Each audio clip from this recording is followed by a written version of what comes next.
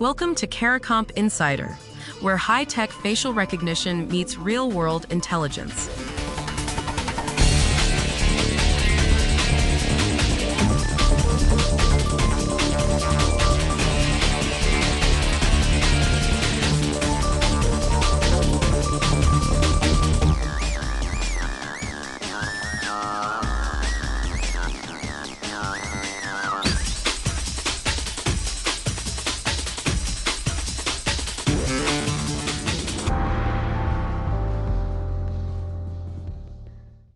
A convincing fake of your boss's voice, the exact tone, the exact urgency, now costs about $1.33 to make.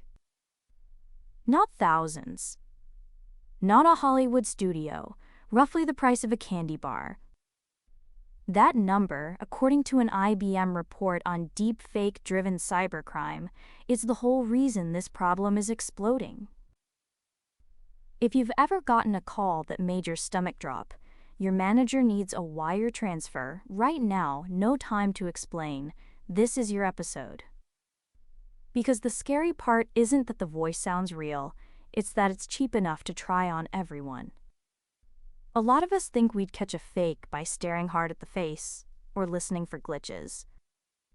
Today I want to show you why that instinct is exactly the wrong one, and what actually protects you.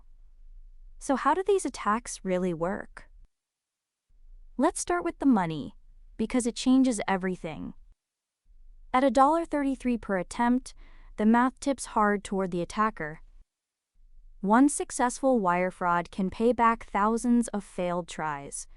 Scale is the game changer. This stopped being a rare, sophisticated hit.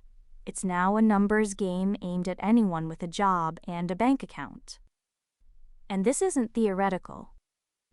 A March 1st, 2026 analysis from CSIS documents North Korean state operatives using AI personas and deepfake video to pass remote job interviews at U.S. tech companies.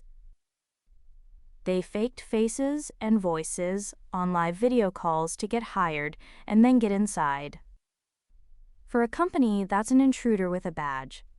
For the rest of us, it means a face on a screen is no longer proof of anything. Now the misconception, the one that trips up smart people. We've all seen those spot the fake articles online, so we assume the danger lives in the pixels. Study the eyes, check the lip sync, catch the flaw. But that's not where these attacks win. The urgency isn't an accident, it's the design. Security researchers describe it plainly. A request arrives with the right voice, the right face, and the right level of pressure so it feels believable before you can slow down. The trap isn't spotting a glitch, it's noticing you're being rushed. These attacks lean on something called authority bias, our built-in habit of doing what a senior person tells us, even when it breaks the rules. That's not stupidity. That's how workplaces are supposed to function. The attacker just borrows the boss's face to switch it on. So what stops it? A second channel. A perfect fake ID at the airport still fails when a trained officer checks your boarding pass a different way. Deepfakes collapse that by making voice and face both look real on one call. So the defense isn't to squint harder, it's to refuse to act on that one channel. Hang up. Verify through the approved route. A pre-agreed challenge question breaks the whole chain. There's a theater piece teaching this beautifully. A group called 404 Theater built an immersive show where you play the head of PR at a company launching a deepfake product.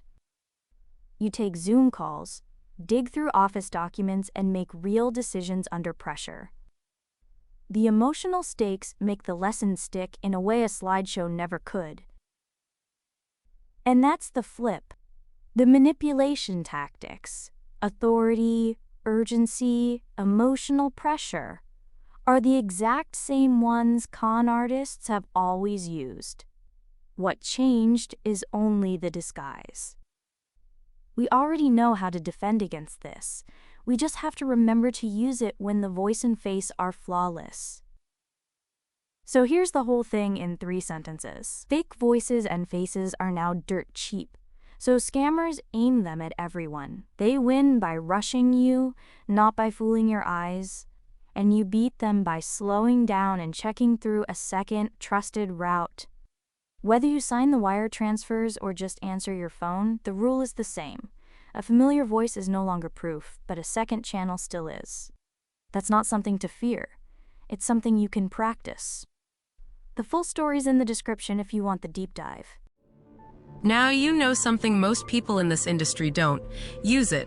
And when you're ready to put it to work, Caracomp.com. We'll see you tomorrow.